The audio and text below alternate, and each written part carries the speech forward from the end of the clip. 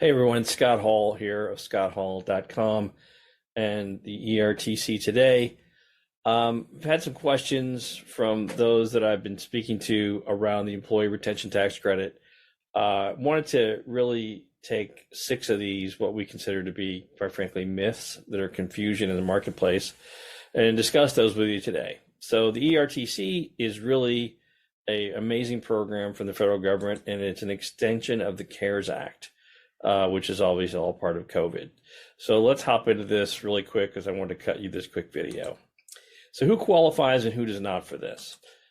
Basically, the one thing you need to know about the Employee Retention Tax Credit, or the ERTC, which I'll refer to it as part of these slides, is that almost all businesses qualify. Yes, you read that correctly. If you had W-2 employees and you're that type of business in almost any sector, you were going to qualify. It's not a loan.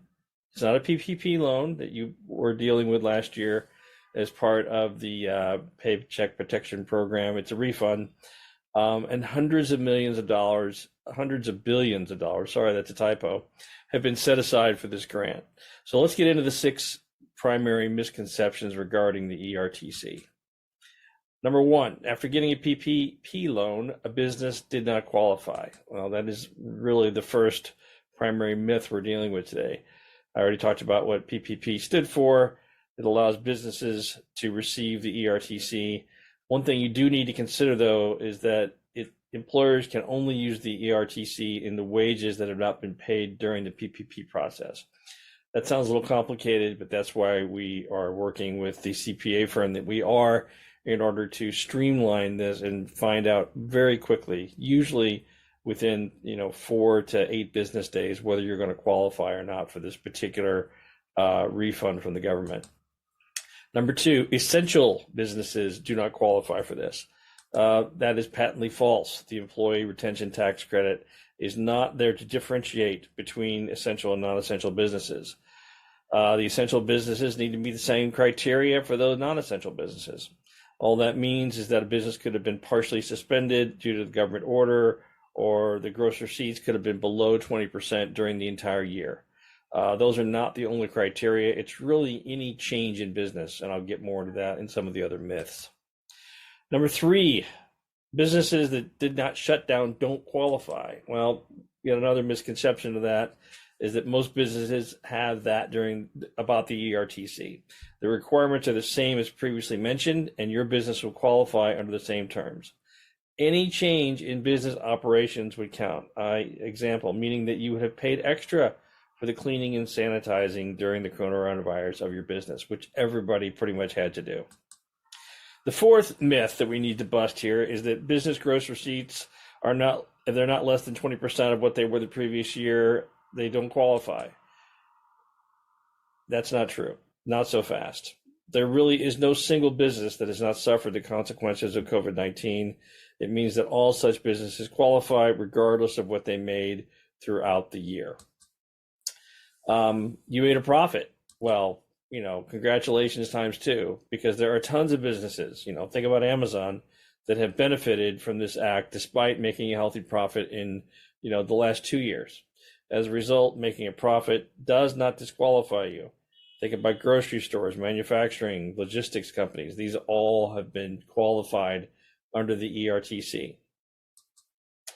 You're a nonprofit organization. Here's another big one, and the last one we're going to talk about in this short video.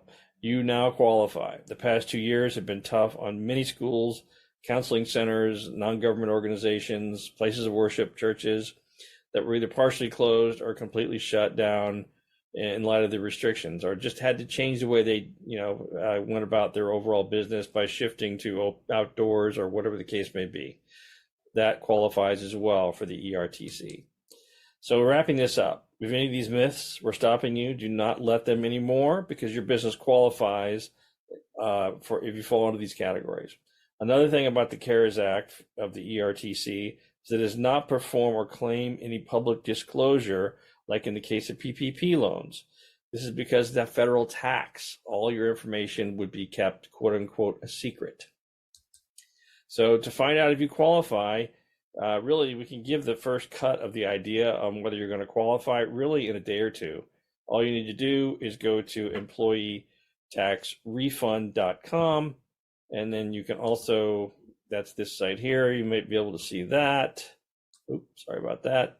There's the ERTC today. All you have to do is roll down to the bottom and, quite frankly, give us 9 pieces of non-proprietary information, at 10 if you count your first and last name, and then hit submit, and we will be able to give you in a couple of days the indication of where you generally fall overall. Or you can go to this site, which is the Employee Retention Tax Credit on my site. There's a 60-second quiz here. That's another way for you to get into the system.